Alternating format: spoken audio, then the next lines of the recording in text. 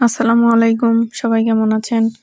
আজকে আমি রান্না করব লইট্টা শুটকি ভুনা। তো এটার জন্য শুটকিটা আমি ভালোভাবে ভেজে একদম পরিষ্কারভাবে ধুয়ে নিছি। এই তো দেখতেই পাচ্ছেন, আর এটাকে টুকরো টুকরো করে কেটে নিছি। এখন আমি একটা শিলপাটার সাহায্যে এটাকে হালকা ছেঁচা দিয়ে নিব, এতে করে খেতে ভালো লাগবে, ভিতরে মশলাটা ঢুকবে। আর এখানে কিছুটা টমেটো নিয়ে নিছি, আর এখানে আছে রসুন, পেঁয়াজ আর কাঁচামরিচ।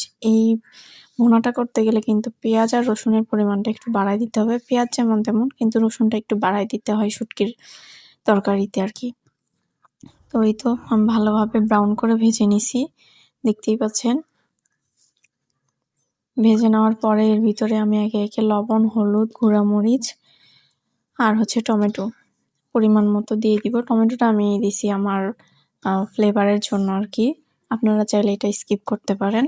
তো এই তো মশলাটা দিয়ে আমি ভালোভাবে একদম কষিয়ে নিছি, দেখতেই পাচ্ছেন উপরে একদম তেলটা উঠে এসেছে। তো এই পর্যায়ে কষে নেওয়া হয়ে গেলে এখন আমি এর ভিতরে শুটকিগুলো দিয়ে দিব। এই তো শুটকিগুলো কিন্তু আমি হালকা ছেঁচা দিয়ে নিয়েছিলাম।